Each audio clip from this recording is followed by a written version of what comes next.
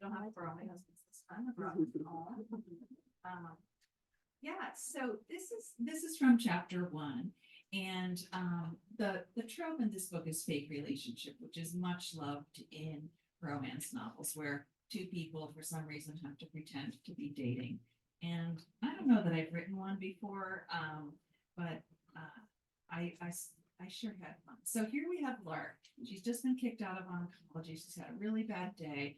And she gets a message from this terrifying surgeon at her hospital, Dr. Santini, who's called Dr. Satan by the staff. She doesn't know why. They just said, be at this restaurant at this time. And so she goes, calm her nerves. She's had a martini and an appetizer, and she's fallen asleep in the booth. Dr. Smith, Lark jerk. Yes, I'm awake. I'm here. What do you need? Oh, right, not at the hospital. She brought her napkin to her mouth, positive for drooling. Dr. Santini sat across from her, arms folded, face grim. Hi, she said. He cut his eyes to her martini glass and half-eaten roll in her hand, the empty oyster shells. I ordered an appetizer, she said. So I see. He glanced at the menu, then raised his hand and beckoned a waiter. Artisanal salad, whole Gouda, grilled salmon, steamed asparagus, garbanzo beans, no butter on anything. He didn't deign to make eye contact with the kid who couldn't have been over 18. None of that is on the menu, the poor lad said. Just write it down and hand it to the chef. I'm known here. Here. Dr. Smith, do you wish to have more food, or did you eat enough before I got here? He wasn't universally despised for nothing. Lark sat up straighter. You know, I would love some more food. She turned to the terrified waiter. What's your favorite thing on the menu? Dr. Santini sighed. The burger, the kid said. Oh, that does look good. Not expensive enough, though. I think I'll have the ribeye, please. Medium rare. Oh, and the smoked burrata. That sounds amazing. And you know what? Bring me a Caesar salad, too. What the heck? The boy scribbled furiously. What's your name? She asked. Brian. Thank you, Brian. She beamed at him, and his face reddened. Hurry up, Brian. Dr. Santini said, this is a business meeting. Brian practically ran away. If Lorenzo Santini never opened his mouth and you were unaware of his personality, he would be considered very good looking. Thick, wavy, dark blonde hair and blue eyes, strong jaw, Cumberbatch-style cheekbones, not an ounce of fat on him.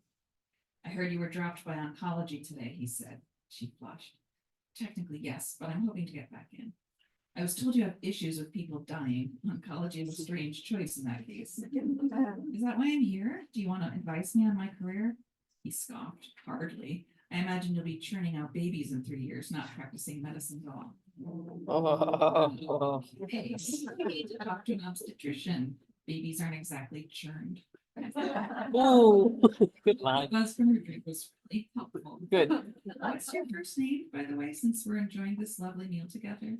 Dr. Satan considered the question. Lorenzo, he said after a minute. Oh, nice. Tell your mom she did a good job.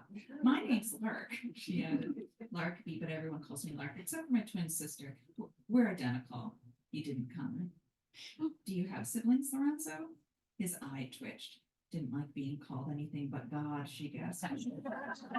Yes, I have a brother and 2 sisters, he said after too long. Brian set down Dr. Satan's healthy meal and her cholesterol fest and scuttled away. Lark took a bite, tried not to swoon, and looked at her dinner companion, who did not look at her. If this is what dating was like, Lark was glad she didn't waste her time. Why am I here, Dr. Santini? I'm looking for someone to do a job for me, unrelated to medicine. I see. What is it? He didn't answer. Dr. Santini, do you need a new roof? A driver? A housekeeper? No answer. Does someone need an organ? She asked suddenly. She leaned forward. Did you run my blood type at the hospital? Now that makes sense. She was a match for something, so he took her out for dinner to ask, and she'd do it. She'd give her bone marrow, no questions asked. Saving lives was her life's mission. And I'm in, she said. You don't have to ask twice. Calm yourself, Dr. Smith. It's not that. My sister's getting married on Labor Day. Our grandmother's 99 and in poor health. She's worried about me never getting married or having children. Sure, grandparents are like that. He stared at a spot over her head. I'd like to reassure her that I'm fine, not lonely, not unattached. Are you lonely and unattached? No and yes, he said. That's why you're here, the unattached part. Lark nearly choked on her steak. Again? I'd like you to be my companion at family functions this summer and my guest at my sister's wedding. He wanted her to pretend to be his girlfriend, bless his heart. Based on their interaction thus far, however, she'd actually rather give the bone marrow. Sorry, I'm not the person for the job. I'll pay you for your time, of course. His voice was flat. Lark blinked. Isn't that illegal? No, Dr. Smith, paying for sex is illegal. Paying for your company is not. So I'd be an escort, she said. He sighed, shifting in his seat, the only sign of his discomfort. Why not just get a girlfriend, she asked. You're not ugly and you make a great living. Oh my God, this ribeye, she could cut it with a spoon. I don't know any women I want to date and I don't have the time to find one. You're attractive and not entirely stupid, so you'll do. Oh my God. I'm like entirely stupid. What a- blush. What a compliment. Dr. Satan needed a girlfriend. That was a good one.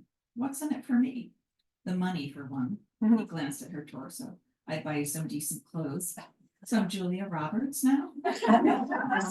Sorry. You haven't seen Pretty Woman? No. He hadn't seen Pretty Woman?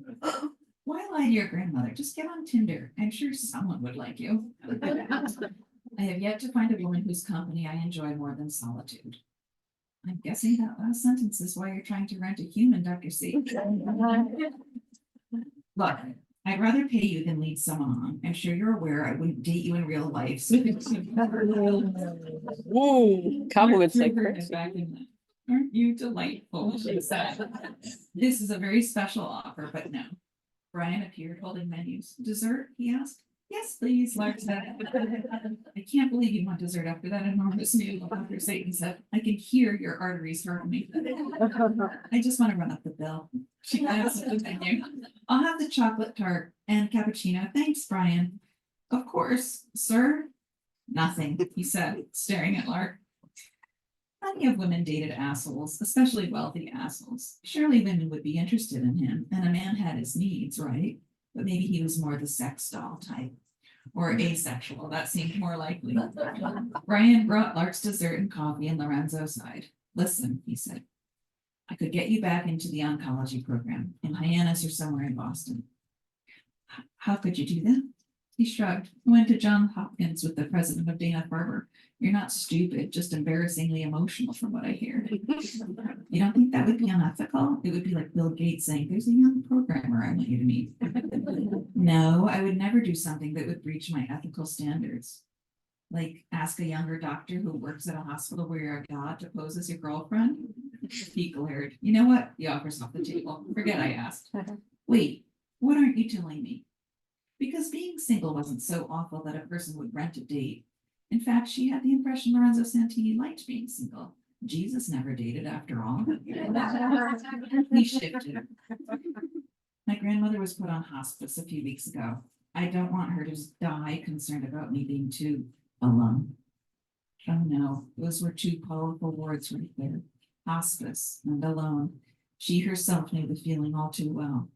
She didn't have much of a life outside the hospital and family stuff.